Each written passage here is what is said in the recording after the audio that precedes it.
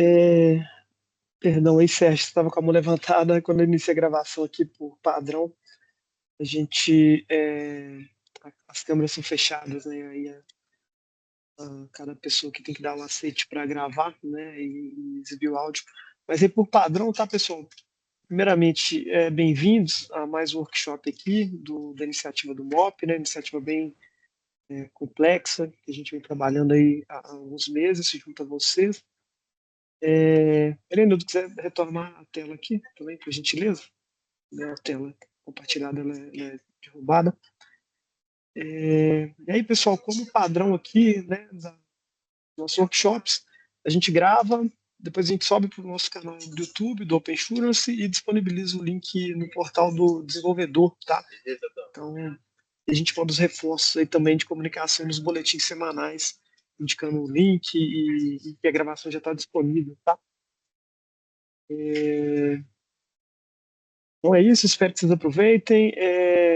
Daí, hoje que a gente, né, atualize vocês quanto os progressos aí da iniciativa. Foco aqui técnico, sobretudo na demonstração aqui da instalação do client, né, através do Wizard, que o Irenildo vai falar um pouco mais para a gente. E depois também abrir um momento aí para dúvidas e esclarecimentos aí que vocês venham a ter, beleza? Então, bem-vindos mais uma vez. Passo a palavra aqui para o Irenildo e vai conduzir a apresentação. Qualquer ponto, a gente vai, eu vou acompanhando aqui as dúvidas no chat e no momento oportuno a gente vai esclarecendo uma a uma. Beleza? Obrigado, Lucas.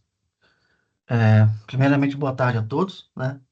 A gente está aqui na nossa quinta agenda aqui de workshops para apresentar para vocês, né, o progresso aí do MOP, né? E hoje a gente vai falar de dois temas extremamente importantes, né? Uma é a questão ali de como a gente fez uma ferramenta aqui, VSLI, que vocês vão poder rodar dentro do ambiente de vocês e ter uma instalação mais fluida do componente, né? De antemão já vou avisando que as imagens elas ainda continuarão sendo atualizadas, o código-fonte ainda continuará lá disponível para vocês baixarem, caso vocês queiram mesmo implantar, rodar e implantar via código-fonte. Essa ferramenta é só mais uma opção, né, que a gente tinha desde lá do início, tínhamos em mente de fazer com que a instalação seja transparente para vocês, bem simples, né, e acho que a gente conseguiu atingir o objetivo aqui, né. Depois o Luiz vai fazer a apresentação, né, nesse item hands-on mesmo, vai instalar o componente do zero, né, com todos os itens que estão ali na documentação, né? Então, existe uma documentação para essa questão também, né? Que já está lá na nossa wiki. E aí, pessoal, falando do segundo tema, a gente vai, como está no nosso cronograma, a gente está para liberar, né? Hoje o ambiente sandbox para vocês, né? E o que que é esse ambiente? Esse ambiente é o pré-produção, né? A gente já vai começar a ideia é que a gente comece a recepcionar os dados, né, de vocês e para que possamos fazer avaliações nesses dados, né, ver se está tudo conforme a gente projetou e que seja o esperado. Estando tudo em conformidade, a gente já vai pensar ali e depois levar para o ambiente produtivo, tá bom? É, quando chegar Irenildo, nesse... sua tela caiu na hora que a gente iniciou a gravação. Deixa eu retomar aí a Oi, capa pá, do material. Por favor. meu Deus,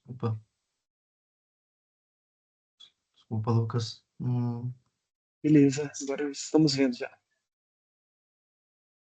Bom, então, o que eu estava falando é sobre esse item da documentação, já está atualizado lá na wiki, né? O Luiz vai seguir, quando ele fizer a demonstração prática, ele vai seguir exatamente todos os comandos que estão lá nessa documentação, e vocês vão ver que a ideia é facilitar a instalação. Mas como eu falei anteriormente, né, as duas últimas, outras opções ainda continuarão, que são as imagens, atualizadas, sempre atualizadas, né? E também o código-fonte, caso vocês queiram compilar e fazer a instalação dentro de casa, tá? E por último, a gente vai falar ali da liberação do ambiente sandbox, pessoal. Aqui a gente está falando do ambiente pré-produtivo, né? Então, a ideia é que a gente comece a recepcionar esses dados de vocês para que possamos fazermos algumas validações. Estando tudo ok, a gente segue ali para o nosso roadmap, que é levar para o ambiente produtivo. Quando chegar nessa parte aqui do server, eu vou comentar com vocês esse item aqui da Paid Consents, né? Porque é um ator regulatório que a gente tem que atender. E aí a gente conversa mais, eu trago esse tema novamente quando eu chegar especificamente nesse item. Aqui, o que a gente vai fazer? Vai ser também um hands-on, a gente vai mostrar para vocês, né, uma instância do Mop Client instalado dentro da nossa infraestrutura aqui da Azure. E esse Mop Client ele vai se comunicar ali com o ambiente sandbox, né? Já batendo ali na nossa primeira camada de segurança, fazendo ali toda a inspeção de primeira camada, né? E depois entrando ali dentro da nossa infraestrutura e persistindo o dado propriamente dito, né? Então a gente vai percorrer esse caminho aí. Nosso QA, o Francisco, ele vai demonstrar para vocês, tá bom? E voltando aqui na pauta, por último, a gente deixa aberto para dúvidas, pessoal. Aí, o que eu queria alinhar com vocês aqui? Para vocês irem colocando as dúvidas ali no chat, né? Para a gente, no final, a gente retomar essas dúvidas, né? É, deixa a gente executar todos esses até o item 4 ali, e depois a gente vai ficar aberto ali para vocês tirarem as dúvidas, né? É, vai ser bem tranquilo aqui. Acho que a gente não leva mais de 20 minutos fazendo essas duas partes. E aí a gente separa ali quase meia hora para a gente tirar dúvidas aí do que vocês possam vir a ter e também dúvidas em relação a tudo que foi construído até aqui, tá bom? Não precisamos tratar especificamente de dúvidas sobre esses dois temas aqui, tá? Qualquer dúvida que vocês vierem a ter, a gente está aqui para ajudar nessa pauta, tá bom? Bom, então agora eu vou convidar o Luiz, né, para fazer a primeira parte aqui, né, que é apresentar a documentação e depois fazer uma demonstração prática para vocês de como fazer essa instalação utilizando ali esse facilitador, tá bom? E na sequência ali o Francisco assume fazendo um passo a passo ali de como submeter uma requisição, né, passando ali pelo Mop Client e isso interagindo ali com o nosso ambiente de sandbox. Luiz, por favor, é, assuma agora aí. Vamos lá, pessoal. Boa tarde a todos. Espero que todos estejam bem. Eu vou assumir aqui e compartilhar a minha tela. Só um instante, por favor.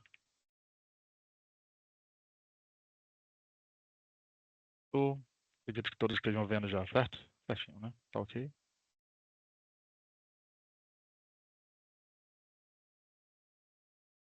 Vamos lá, pessoal. Bom, essa apresentação, de fato, ela é bastante técnica, ela é muito hands-on, tá? E gosto de dividir ela em 3 momentos. Primeiro, o que foi desenvolvido, né? No caso, o Helm chart do Mop Client.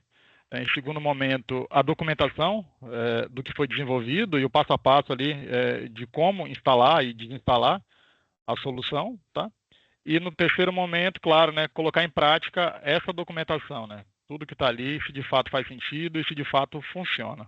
Tá? Então são esses 3 momentos, eles são bem breves, tá? Pode gerar de fato algumas dúvidas técnicas, mas como o Heredildo falou, tomar nota, lançar no chat aí que com certeza a gente vai conseguir sanar. Tá? A gente está aberto também a, claro, dúvidas, sugestões. Tá? Então vamos seguindo, é um produto, claro, que ele está em evolução e aberto a isso também. Tá? Então vamos lá. Nessa tela que eu já estou compartilhando aqui, é de fato o que foi desenvolvido para facilitar a instalação do Mop Client. Né? Então, ou seja, a gente partiu para um cenário de Helm chart, né? Que é algo já consolidado na comunidade, pensando no produto que foi desenvolvido e pensando como Kubernetes, microserviços e boas práticas. Tá? A gente sabe que, falando de Helm chart, a gente tem alguns benefícios aí. O principal dele é a padronização de deploy. Né? Então, isso é inquestionável. Então, muito por isso a gente seguiu nesse caminho, para a gente ter esse padrão, né? E apesar de ter padrão, a gente também tem a possibilidade de personalizar com certo controle. Então, o Helm Chart permite ter um values ali, por exemplo, um arquivo de configuração, onde você pode personalizar determinados parâmetros para que seja aplicado ali no teu ambiente antes de instalar, né? Ou então, de repente, numa atualização.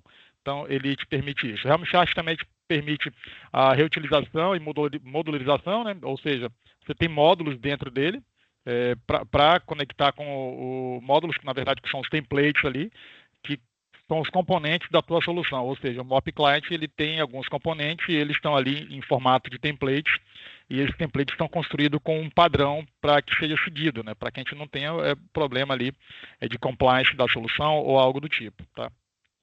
Também controle de versão, né? Controle de versão, e a gente está falando também tanto de evolução quanto de rollback. Então, é um dos porquês de seguir esse caminho com o Helm Chart, tá? Fora também uma evolução muito maior, e também que ela é muito bem-vinda, né?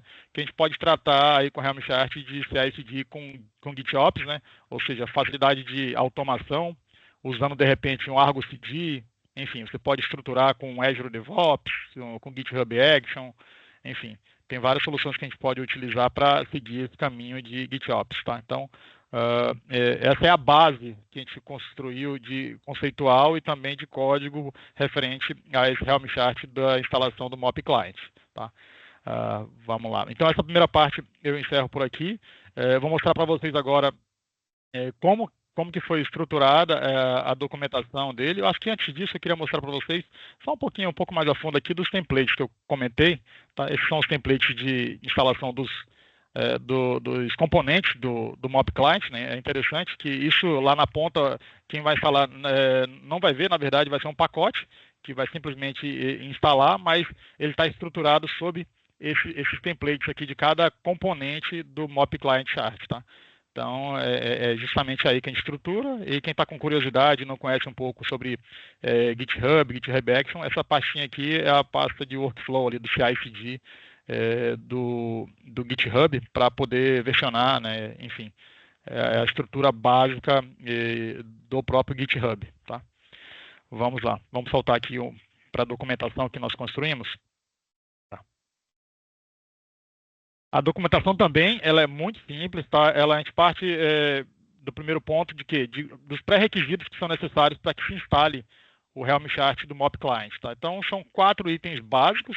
Obviamente, a gente está falando de microserviços de Kubernetes, então a gente recomenda a versão mínima aí a 1.24 do Kubernetes, tá? A versão mínima também aí 3.8 do Helm instalada para construção, para deploy da solução, tá? Acesso, claro, né? Acesso à internet, a partir de onde vai ser realizado esse deploy ao repositório do GitHub, o ghcr.io, ok? E, de repente, se tiver algum tipo de restrição em algum repositório que você precise, essa configuração de permissão no seu próprio GitHub com a permissão de Hit Package, geralmente não será preciso isso aqui, a não ser que você tenha alguma configuração específica para isso, mas naturalmente isso não será necessário, ok? Tá? Antes de instalar, claro, uma validação da versão do Helm, tá? Que está instalada, ela tem que bater com esse requisito aqui. Okay? Um segundo passo é a criação do arquivo values.client. Esse arquivo a gente cria ele para basicamente dar possibilidade de personalização de alguns pontos dentro do Helm Chart que estão permitidos personalizar. Tá? Inicialmente ele vai ter essa estrutura bem básica mesmo, o simples apontamento para o nosso repositório, tá? O nosso image registry, e também a secret, que vai fazer todo o permissionamento ali dentro, tá? Um destaque importante, esse arquivo que vai ser criado por quem vai realizar, pelo time que vai realizar o deploy do Helm Chart Client, ele não deve ser versionado, tá? Ele é um arquivo que deve ser guardado em um repositório privado, ali próprio, e não deve ser versionado, porque ele pode conter informações ali sigilosas, confidenciais, ou com informações da própria infraestrutura, que é o ideal que não vá para repositório de versionamento, ou que torne inseguro a disponibilidade desse arquivo. Tá? Então, basicamente isso, atender esses pré-requisitos, termos esse arquivo com essa configuração básica, e já podemos partir para a instalação do Mop Client com Helm. Quem conhece Helm sabe, o comando básico dele é o Helm install. Você chama o Helm install, aponta o nome dessa solução que vai ser instalada e o diretório do pacote. Tá? Aponta a versão, essa versão aqui está uma versão de exemplo por enquanto, tá? Eu acredito que a gente vai definir direitinho como é que vai ser isso. E o arquivo que a gente criou no passo anterior, tá? Com a personalização de alguns pontos para o Helm chart. Tá? Após isso, o Helm começa o processo de deploy da solução dentro do cluster Kubernetes. É um momento de aguardar ali cerca de, no máximo, eu diria 2 minutos. Ele vai ser mais rápido que isso, naturalmente. Tá? Ele vai ali, acho que em 15 segundos, 20 segundos, ele termina ele dá como concluído o deploy com sucesso, mas nós sabemos como funciona microserviços e a interdependência entre eles, né? Até subir, até ficar com status de running, e de fato disponível entre eles, demora um pouquinho, então eu diria que 2 minutos é um tempo bom para se aguardar para poder testar a solução ali, tá? Então 2 minutos é esse momento de validar isso. Se porventura a gente lançar uma nova versão, basta atualizar, o comando muda um pouquinho simplesmente para Helm Upgrade, tá? Helm Upgrade ao invés de Helm Install. Tá? O Helm Upgrade aponta para o mesmo nome da solução, o Mop Client, o mesmo repositório, a nova versão e o arquivo client, e pronto, ele vai proceder com a atualização da versão. Tá? Se ela foi liberada, com certeza foi validada ali a questão de matriz de compatibilidade entre uma versão anterior, entre as versões anteriores e a versão nova, isso vai ser considerado. Tá? E o pós-instalação, para verificar se de fato a solução foi instalada, se ela está saudável, né? Checar o status do Helm, como está o Mop Client, se ele de fato foi deployado ou se tem alguma falha. Checar os pods, checar o ingress, checar os chefs, se de fato foram estruturados e construídos. Nesse primeiro comando, e se ele tiver como deployado, então, com status de deploy ok, com certeza, esses outros 3 comandos aqui, eles vão listar o que tem que ser listado ali, que de fato são os produtos do Mop Client, tá bom? E por fim aqui, claro, caso desejem, de repente, por algum equívoco na instalação, ou de repente uma nova tentativa em um outro ambiente, enfim, você pode desinstalar o Mop Client facilmente. A instalação também é muito rápida, ela deve ocorrer no máximo dentro de 30, 40 segundos. Ela é um pouco mais demorada porque ela vai destruir todos os objetos que foram criados e, por fim, ela destrói o namespace. Então, esse processo de destruição do namespace, ele precisa confirmar que todos os objetos que estão dentro de cada namespace, de fato, foram excluídos para, então, proceder. Então, é um pouquinho mais demorado, mas 40 segundos, ela é bem tranquila, né? Bem rápida. Enfim, essa aqui é a documentação básica. Ela também vai sofrer evolução, está aberta a sugestões também, tá? Então, mas ela é bem simples, ela tem 5 passos aí para consultar mesmo e colocar já a mão na massa, ok? E agora, pessoal, acho que a gente pode partir para o terceiro momento, que é o momento que de fato a gente vai para a mão na massa, para instalar o Mop Client, ok? Como eu falei, a gente precisa ter um cluster Kubernetes, ter o Helm com essa versão e o acesso ao GitHub, ok? Ô, Luiz, eu fiquei com a dúvida aqui. Hoje a solução do Mop Client ele está 100% atrelada ao Kubernetes? Por exemplo, se eu tiver uma solução diferente de que eu não utilizo aqui o EKS, a AKS ou um OpenShift da vida, se eu estou utilizando uma VM ou alguma outra solução que eu quero utilizar, por exemplo, um sidecar, ao invés de utilizar o Kubernetes, eu não tenho essa flexibilidade hoje? Basta que essa estrutura que está por trás, ela comporte Helm chart e, claro, microserviços, tá? E estrutura de namespaces. Então, eu não sei se você está falando de uma outra solução que não seja Kubernetes, Exatamente. ou que tenha esse núcleo, porque a gente pode citar, por exemplo, os que você falou, né? O AKS, o GKE, Não, mas... ou o OpenShift, aí se comporta, tranquilo. Isso aí ele tá pronto para isso. Não, sim, aí eu tô vinculado ao K8S aqui, os vários distribuidores. Mas se na minha solução aqui atual eu não estiver utilizando o Kubernetes, por exemplo, se eu utilizar um ECS, uma VM da Microsoft, de outro cloud provider aqui da vida, se eu não estiver utilizando o EKS, como é que eu vou utilizar o MOP dentro da minha estrutura aqui se eu não tenho essa solução hoje? Por exemplo, pelo menos o que eu estou entendendo, se eu tiver uma solução diferente do EKS, eu teria que migrar toda a minha solução aqui corporativa interna para utilizar esse MOP hoje. Ela foi construída para Kubernetes, então ela vai atender estruturas que tenham essa disponibilidade, mesmo que seja em caráter de homologação, por exemplo, ali, com um Kubernetes de homologação que você pode instalar numa VM, por exemplo, ali, né? Um minikube, ela vai funcionar, tá?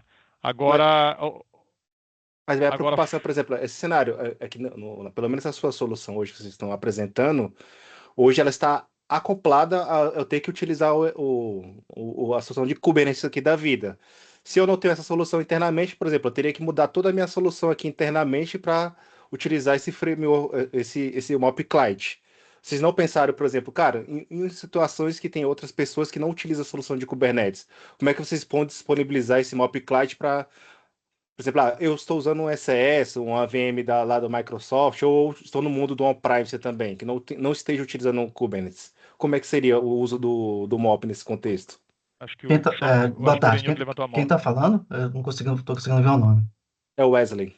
Wesley, então, para isso a gente, no início eu falei ali, a gente tem, isso aqui é um facilitador para aquelas empresas que, acho que a grande maioria, né, utilizam algum gerenciador de container, mas Uhum. caso vocês não utilizem, vocês conseguem baixar as imagens ali que já estão disponíveis, e também a gente tem a opção de vocês baixarem o código-fonte, compilar o código-fonte e disponibilizar isso, né, dentro da infraestrutura de vocês, que aí é um projeto de código livre que vocês vão ter que colocar para rodar internamente, né? E aí pode rodar em uma VM, pode rodar em Ah, entendi. máquina.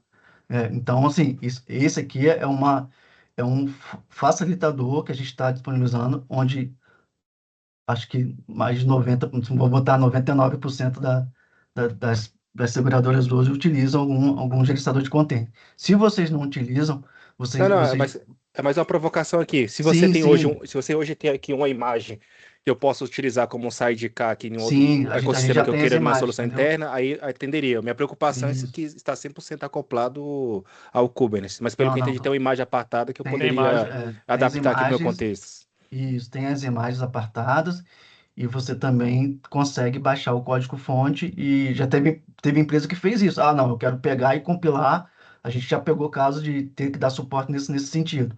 A participante que pegou, ah, não, eu quero compilar, jogar o código no meu repositório e eu implantar via minha esteira. Cara, tudo bem, não tem problema nenhum, né? Só que é, a gente está facilitando para a grande maioria, vamos dizer assim, né? Mas caso tenha sessões que vocês querem rodar on-prem, ou em sidecar, ou em uma VM, cara, tem a opção de vocês baixarem as imagens ali sim, tá? Não, perfeito, agora ficou claro aqui para mim. Era mais Tá essa bom. dúvida se tinha outro tipo de Não, solução a não tem, ser que seja tem sim. com o modelo de Kubernetes. Tá Obrigado. bom. A Desde que gente você já tenha uma opção de baixar ali as imagens e colocar para rodar, tranquilo, cara, não tem problema não. Não, ficou claro aqui para mim. Muito obrigado. Tá? Nada. Só para pontuar, a gente pode se deparar com situação também que tem um Docker Swarm, por exemplo. Então, pode estruturar todo o compose ali do ambiente Docker apontando para as imagens. Então, baixando as imagens no repositório local, mandando para o registry próprio e chamando elas no seu Docker Compose. Então, isso É, aí. é algo nesse sentido mesmo que eu estava pensando É, aqui, porque aqui não necessariamente 100% das seguradoras vão ter que Kubernetes. Então pode ter aqui alguma solução paliativa, mas como tem a imagem, dá para atender a necessidade. Já ficou claro aqui beleza. para mim. Obrigado. Nada, legal. Vamos continuar lá, pessoal. Então, ok, a gente passou pela Luiz, documentação e deixa eu agora a gente. só te interromper brevemente, dar um recado. Pessoal, né, a gente já passou meia hora, e vai ter um momento das perguntas, tá? Então, pedir a paciência e compreensão de todos para que a gente cubra o conteúdo previsto e aí no final a gente responde as perguntas e o que que a gente não conseguir atender aqui na janela proposta, a gente depois fica à disposição via CS Desk e via e-mail, tá bom? Só para a gente garantir a fluidez aqui e conseguir cobrir o conteúdo planejado. Legal. Pode retomar, Seguimos. Luiz, obrigado. Seguimos. Ok, vamos para a instalação então do MOP Client com Helm Chart, tá ok? A gente está conectado em um cluster específico aqui. Ok. Pegando aqui os namespaces que estão ok aqui, ok. E bem básico, a gente simplesmente pode copiar esse comando aqui de instalação e aplicar.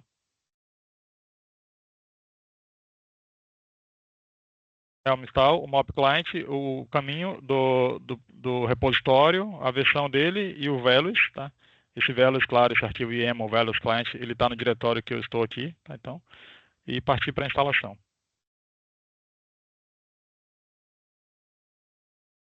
Ele está fazendo o pull do pacote, tá ok? Tá validando ali.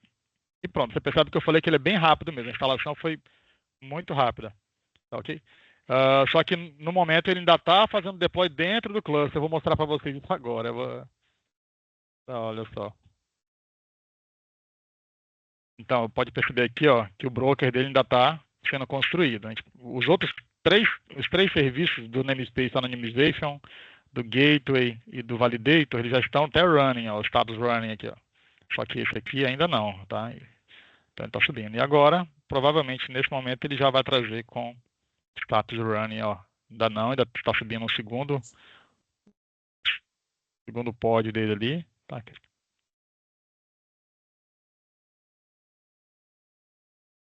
Esperar mais um pouquinho. Agora eu falei 40 segundos, não foi? Prontinho.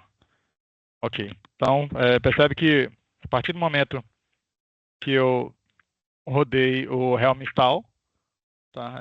Ele de fato te dá o status como deployado, ok?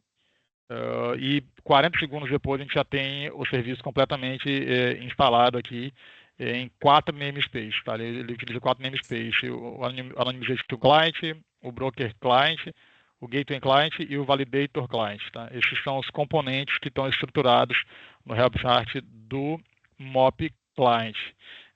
Vou aproveitar também até para abrir um pouco aqui o arquivo values client, né? O client, né? Para vocês perceberem que, de fato, só tem aquela estrutura básica aqui, tá? A estrutura básica de configuração lá, tá? E uma estrutura especial para esse ambiente nosso aqui. Fora isso, não tem mais nada, só o que está recomendado na documentação. Ok, pessoal, então nós temos o MOP Client instalado, tá? E acho que a gente pode proceder também, verificando aqui os namespaces, tá? Estruturados, olha, percebe que foram esses namespaces que ele criou no cluster, tá aqui há 2 minutos, ó, esse namespace também é o Broker Client, o Gateway Client e o Validator Client. Então são os 4 namespaces que vão aparecer no cluster, no teu cluster Kubernetes, aí, certo? Por fim, a gente pode proceder com a desinstalação dele, tá? Que é o Helm uninstall, né? Então, uninstall. E também é rápido, ele informa que rapidamente já está desinstalado, tá? Mas como eu falei, a gente percebe que ainda não, né? Ele demora um pouquinho mais, porque ele está terminando cada um dos namespaces que foram criados. Okay? Então, demora alguns segundos até ele concluir esse processo de desinstalação.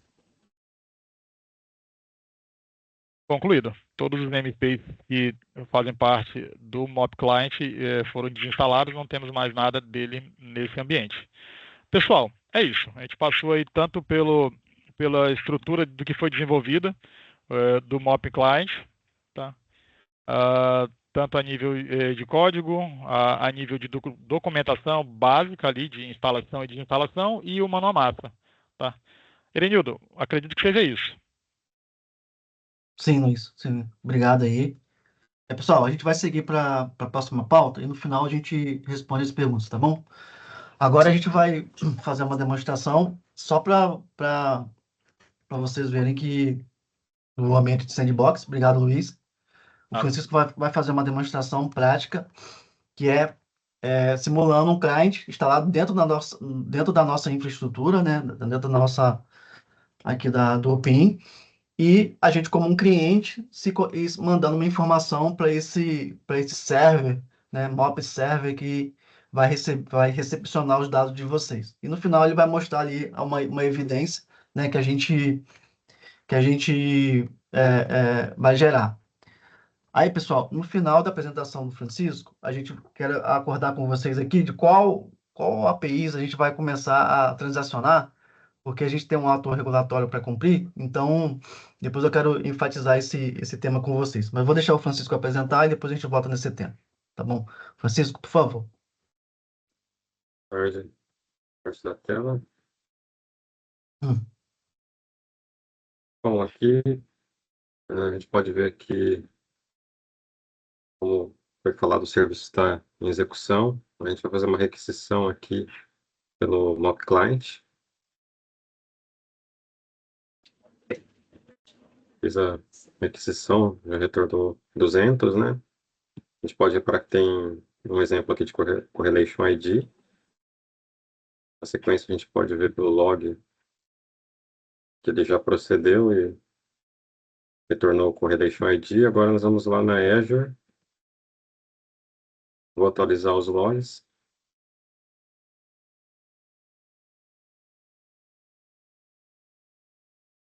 Aí tem aqui 15, 35, 43.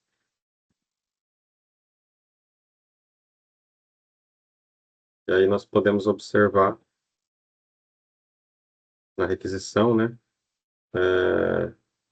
Até esqueci de mostrar aqui anteriormente, mas a gente tem o header e o body, né, de requisição.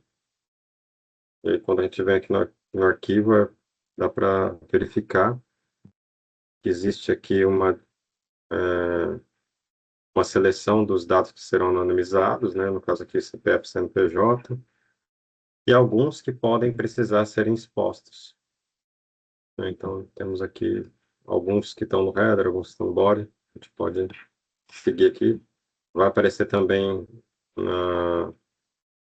uma seleção de validações, né, que foram feitas, algumas coisas da requisição que precisa ser corrigida. Então, tem um exemplo. E depois do data é o body, né, da requisição, que a gente pode observar aqui o Consent ID, por exemplo, exposto, o CPF, o CNPJ anonimizado. A gente sabe que aqui é só um exemplo, né, não vai aparecer um ou outro, etc. Isso daí já é de conhecimento de todo geral, né?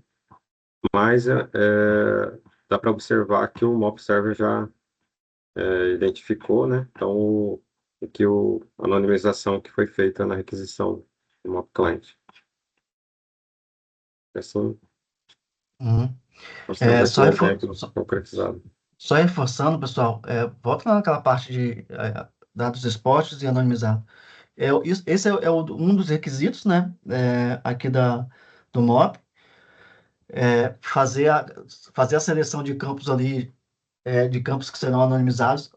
A API de consentimento, a gente já passou ali no GT de dados e levamos para aprovação quais dados poderão ser expostos e anonimizados. Isso a gente já concretizou com eles, né? E uma vez que os dados que não estão dentro desses dois conjuntos, ou seja, os dados que não estão dentro para serem anonimizados e não para ser expostos, esses dados são descartados, né? Conforme você pode scrollar aí, o Francisco, o Jason, por favor, vocês vão ver que vai ter muitos campos ali que estão vazios. Por quê?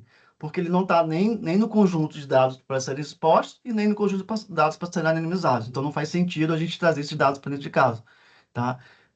A gente só vai metrificar, gerar métricas em cima dos dados que poderão ser expostos e o CNPJ.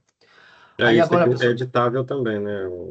isso é tudo configurável, né? Cada API vai ter ali o momento de passar, por exemplo, a API de consentimento, eu falei que nós já passamos pelo GT de dados e foi validado que serão esses campos.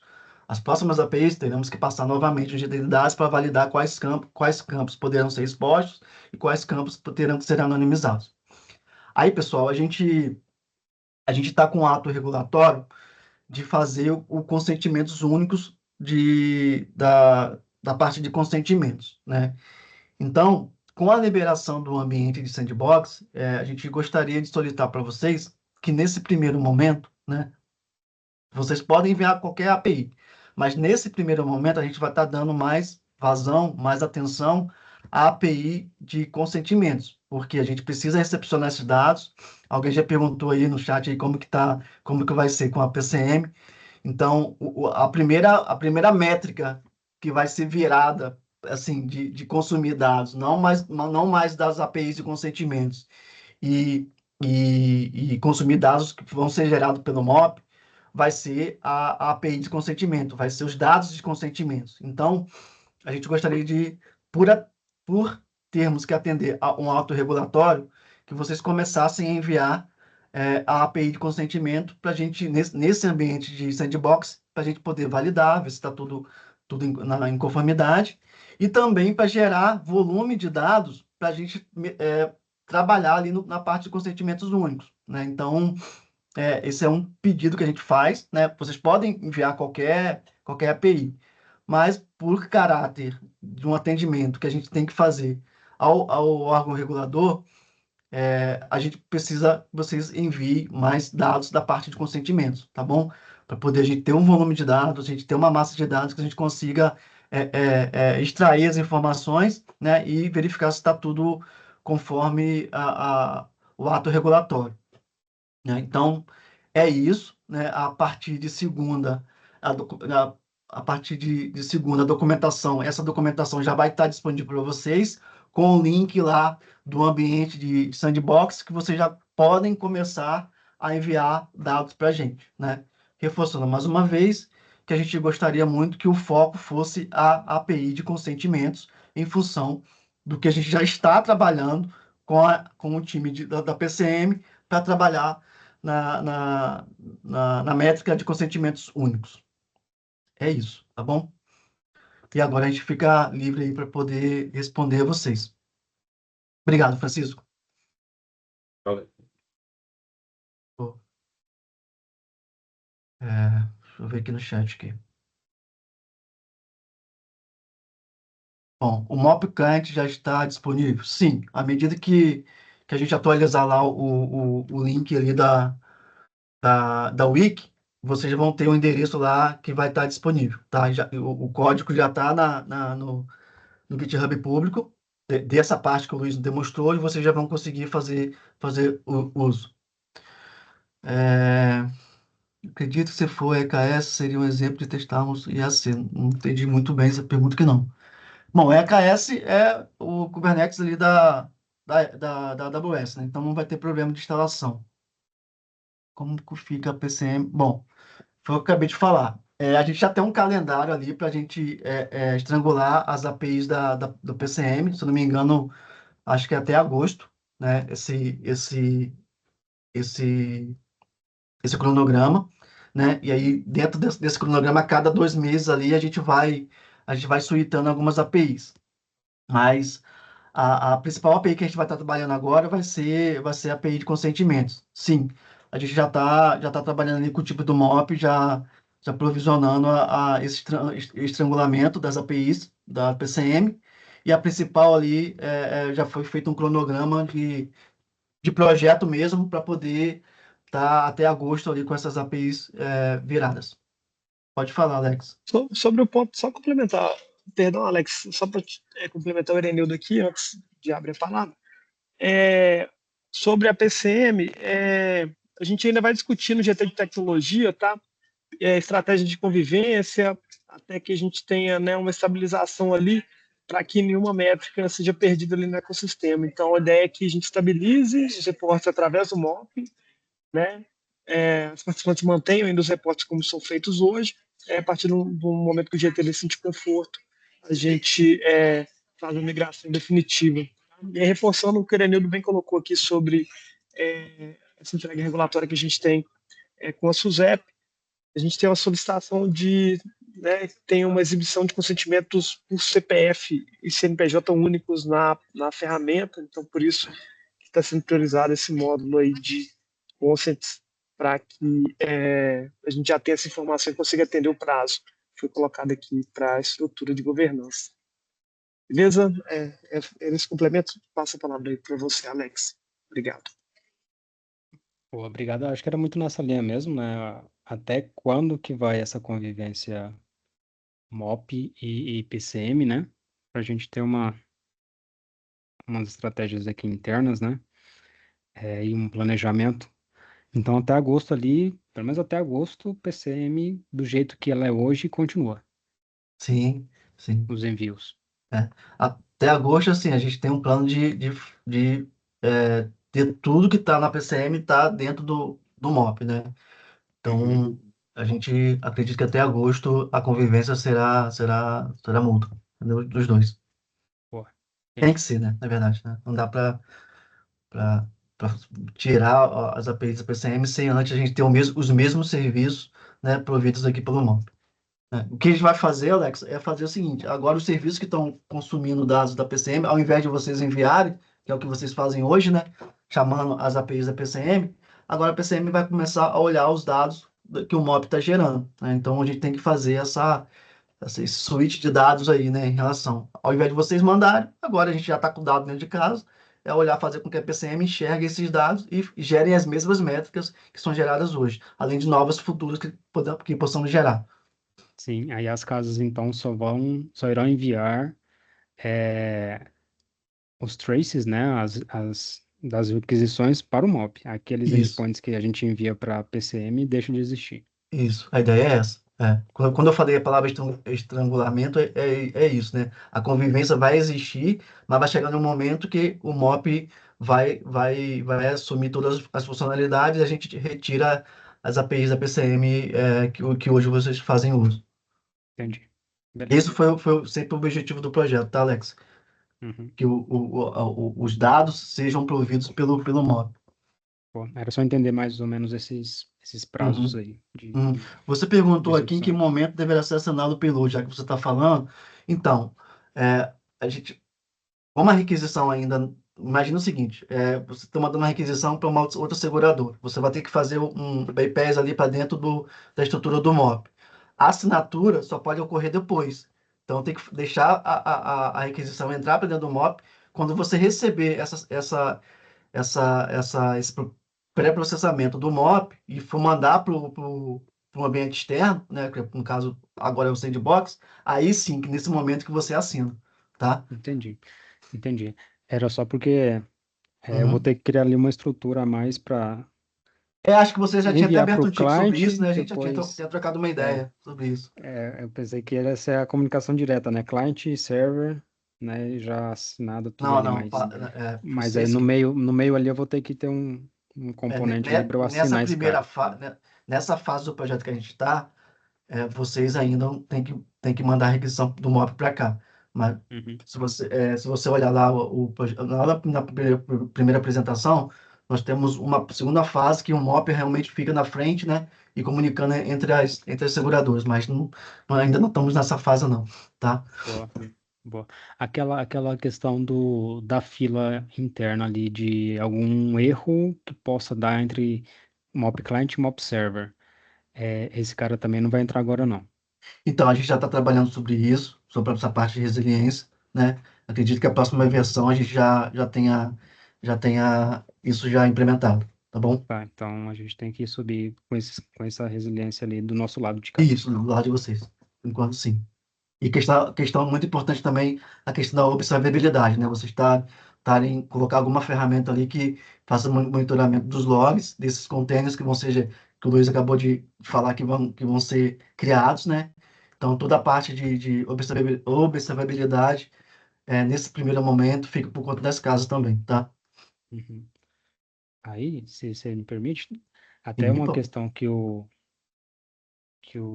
Esteban colocou aí também, com questões das vulnerabilidades de código presentes lá nas imagens, sabe? Disponibilizadas.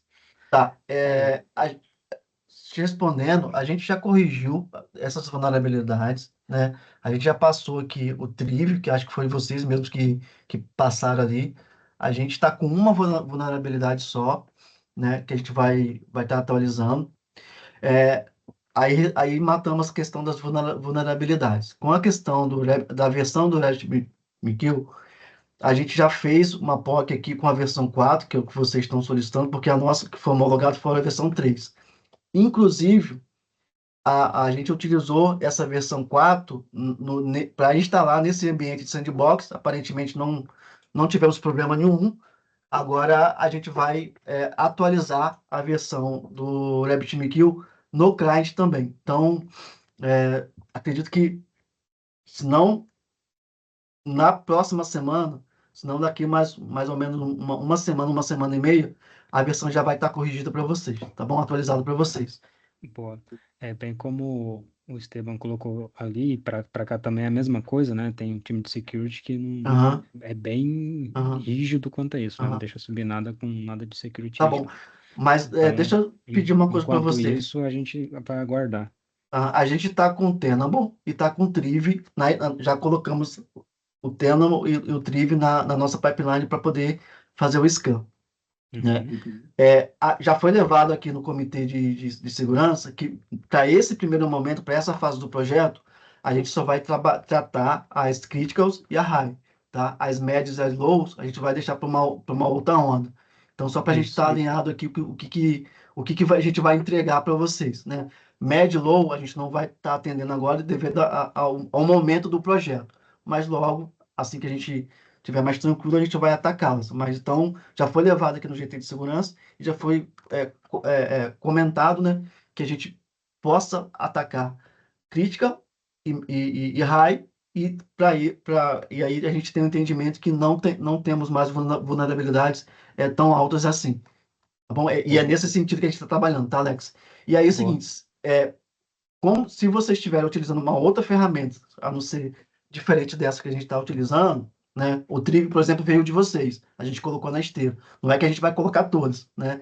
Mas de repente a gente pode estar escaneando com uma ferramenta que para a gente tá dando ok e para vocês possam estar utilizando outra ferramenta e pode estar acusando vulnerabilidade. Aí eu peço que quando acontecer isso, abre o ticket lá, coloca o nome da ferramenta, que eu trago isso aqui internamente para o GT de segurança, para a gente discutir o que pode ser feito, tá bom? Tá, beleza. O Triv, por exemplo, a gente acatou e colocou na nossa esteira. Mas não quer dizer que todas, imagina, todas as casas, com todas as ferramentas, não tem como a gente absorver tudo, né? Então, tem que ter um meio termo ali. Critical e high a gente vai atender nesse primeiro momento. E as outras, a gente vai, e no decorrer do projeto, a gente vai diluindo elas. Boa. Beleza. Obrigado, Trude. Nada. O Rafael estava com a mão levantada também. Rafael Campos. Opa, boa tarde, né, meu? Tudo bem? É Boa questão tarde. do time do Esteban. Uma dúvida: a utilização do Mop Client, ela é essencial para o funcionamento da infra e das seis aplicações? Picotou para mim aqui, cara. Se puder repetir, por favor. Opa, tá me ouvindo? Pode falar.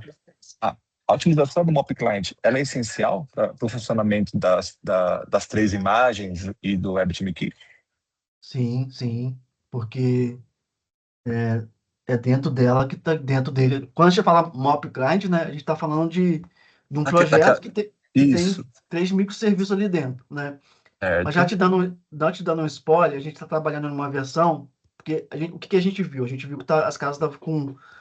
A gente estava com 4 microserviços e um broker, né? A gente está consolidando alguns microserviços. Então, versões futuras, vocês vão ter basicamente o broker e mais 2 microserviços essenciais. Mas ainda a gente tem que estar em fase de teste. Isso para a questão de otimização, de instalação e facilidade lá de vocês. Mas te respondendo a sua pergunta, sim, é essencial a gente ter um Mop Client ali instalado, porque senão a inteligência está dentro dele, né? Ele faz anonimização, ele faz a questão ali de validação Não, talvez, de contrato. entendi, não, talvez eu formulei minha pergunta errado. O Mop Client que eu falo, a imagem que vocês geraram nesse repositório novo aqui, que você demonstrou como instala, eu entendi que ele é mais um facilitador. Ele baixa as Sim. 3 imagens, ele baixa ali a versão WebTMQ, conecta e sobe toda a sua infra ali para você não precisar subir cada imagem separadamente. Isso. A minha dúvida é, posso baixar cada imagem separadamente e subir a minha infra, ou tenho que baixar via Mop Client? Não. A gente deixou aberto no início da reunião aqui. Isso é mais uma opção para vocês, mais um facilitador da instalação do que uma regra, né? Isso não é uma regra, né? Hoje a gente está dando 3 opções: o código-fonte, que vocês conseguem baixar, compilar e implantar, as imagens, né, que vocês conseguem baixar e rodar, como, por exemplo, o colega perguntou, posso rodar em uma VM? Posso. Posso rodar em algum container, em algum serviço específico que não seja container? Posso.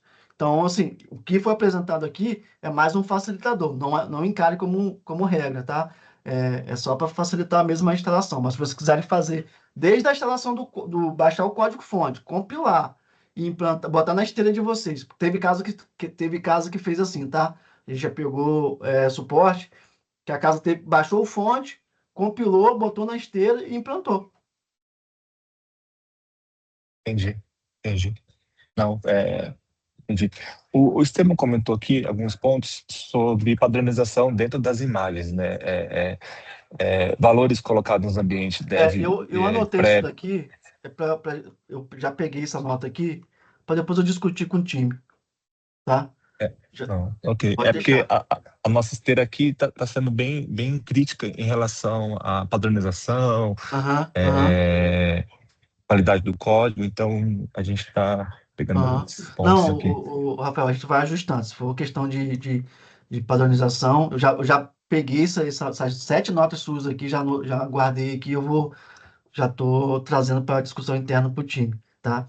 Como teve casos que já instalou e não teve dificuldade, mas se vocês estão tendo dificuldade em relação à padronização, de nomeação e tal, a gente vai acertar até ficar no padrão de vocês aí. Ok, então, beleza. Sobre os ajustes das imagens e da versão da NetMeeting, você comentou que até semana que vem. E tem um prazo fechado?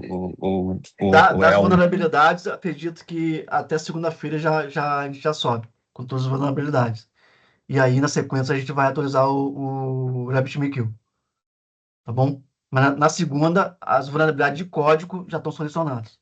Porque só falta uma para a gente acertar. Tá bom? Sim. Mas o prazo tá dentro disso que eu falei. Fechado. Obrigado. Né? Nada. Fato do ODM que permitir.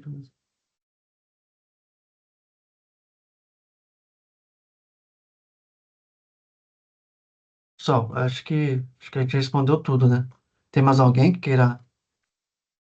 Tem uma do Esteban ali que ele mandou uma sequência, não sei se todas foram respondidas, viu, Erenildo, mas em razão também do tempo e talvez seja um pouco complexo, né? A gente te pede, por gentileza, Esteban, você pode mandar um e-mail para a gente, para o secretariado e para o GT de Tecnologia, para atendimento a essas dúvidas, e também, se possível, idealmente, um chamado no CFC Desk. Sí, temos aberto varios llamados ya. Sempre quien está abrindo eles o é o Rafael, o Rodrigo Teodoro.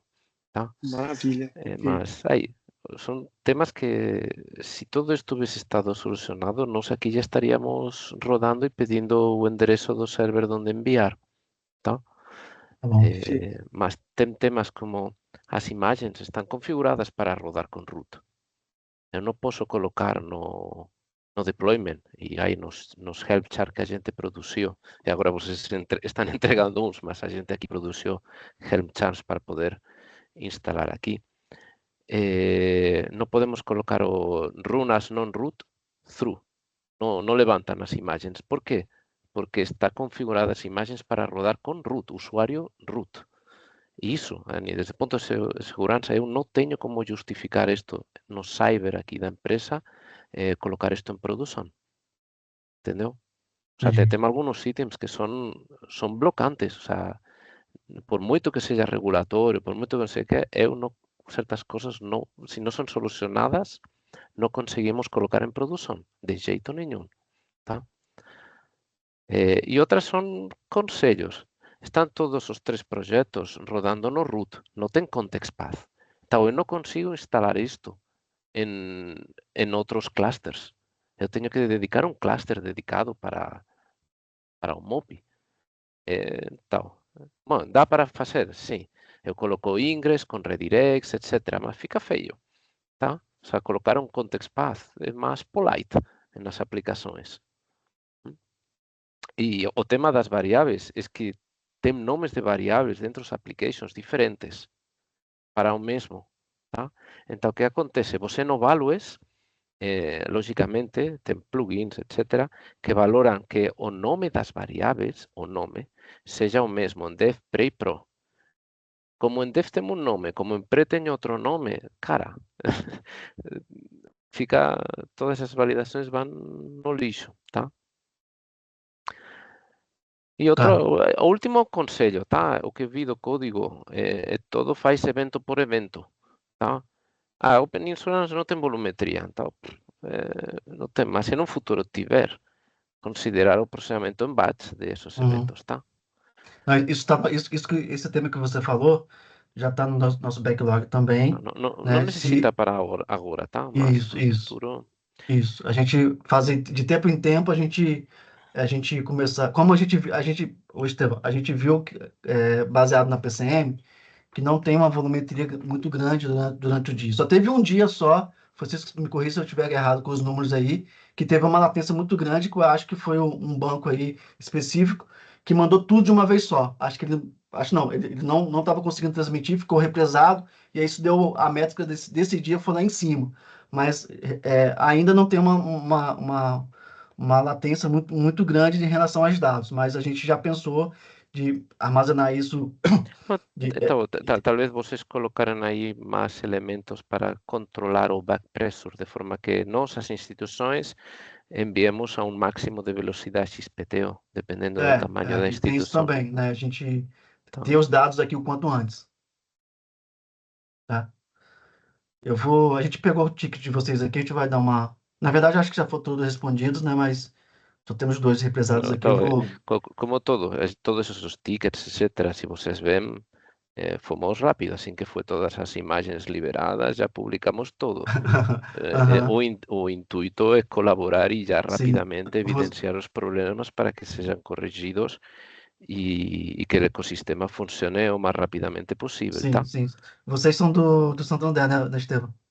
Sim, a Zurich Santander, capitalização e evidência. Não, tranquilo. A gente tem respondido bastante ticket de vocês aqui. Então, beleza. Por isso, sabe, com o intuito de fazer o ecossistema rodar bem o quanto antes, tá bom? Sim, obrigado. E a gente agradece ali os tickets de vocês. Pelas orientações. E sugestões também, né? Luciano? Olá, sou da Prudential, tá? Arquiteto da Prudential. A gente tem uma dificuldade aqui de instalar ferramentas não padronizadas globais, tá? E o problema nosso é justamente no RabbitMQ. E aí eu pergunto, já que a gente está usando Kubernetes ou cluster, independente se for EKS, AKS, para a gente também não importa isso. Mas eu achei muito acoplado, sendo que a gente está usando uma arquitetura que foi feita para ser desacoplada. Por exemplo, o Dapper, né, que você pode usar o microserviço desacoplado, independente de qual provedor de mensageria, que no nosso seria o Kafka, SQS, etc., colocar isso no sidecar. Eu só estou falando porque seria muito mais fácil vocês proverem um sidecar para a gente, escolher um sidecar, do que colocar isso acoplado dentro do microserviço. A gente escolhe o sidecar que a gente quer, vocês usam o gRPC ou qualquer outro protocolo dentro do microserviço e faz uma interface para vocês. E quem for usar isso, escolhe qual mensageria escolheria. Eu acho que isso... Não, eu estou falando porque isso, globalmente falando, eles vão... a gente tem que apresentar o motivo do RabbitMQ para a nossa arquitetura global, e eu sei que eles vão responder isso. Por que não desacoplaram, já que Kubernetes não sidecar, e a gente escolhe qual o sidecar, e vocês isolam no microserviço isso. Aí foi... Eu estou falando isso porque eu vou receber essa cobrança, tá? Eu vou ter que responder isso. E eu estou repassando a cobrança que vou receber para vocês.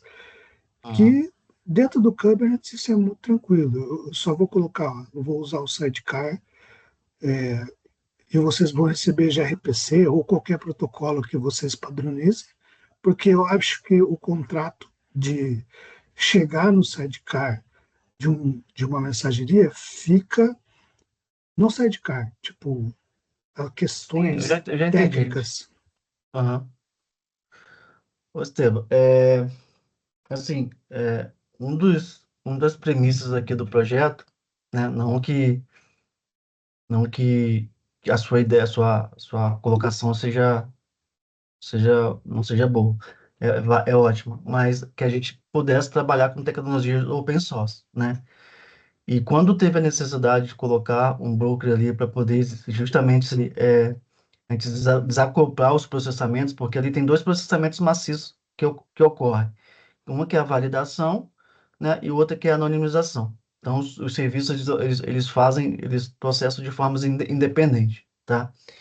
E justamente por as casas terem barramentos distintos, né? Como você falou aí, Kafka, é, tem gente que usa aquela mensageria da Red Hat, IBM, enfim. A gente teve a ideia de colocar ali dentro da arquitetura um broker que é mundialmente, né, utilizado, que é open source, e, assim, foi a premissa que a gente teve por definição do projeto, né, em si. A gente pode estar avaliando essa possibilidade que você está colocando aí. Tem que avaliar por qué, tá? Uhum. Sí, o Rabbit MQ é utilizado mundialmente, mas minha experiência, tá? Tenho mais de 35 anos desenvolvendo para seguradoras e bancos. De aqui do Brasil já vi a maior parte deles. É muito heterogêneo. Tem instituições que, por exemplo, aqui está vetado o Rabbit. O sea, se a gente instala, sube ele, a manutenção dele será por nossa conta. Infraestrutura, lava as mãos. Tá?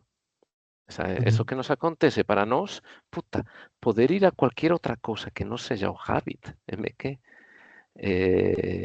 aumentaria a nossa capacidade de asegurar a disponibilidade do ambiente.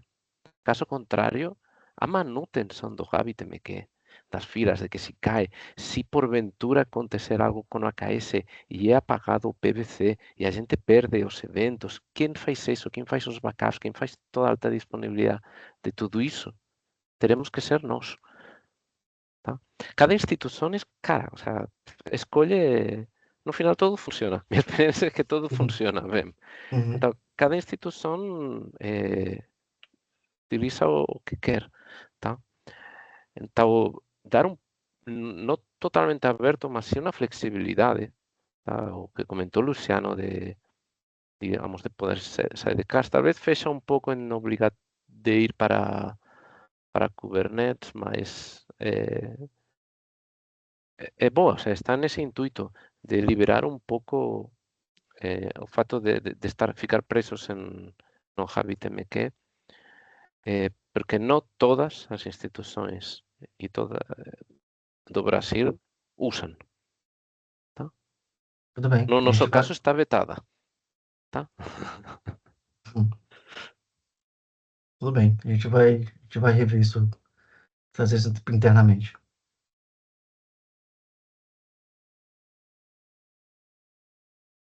Mais alguém, pessoal?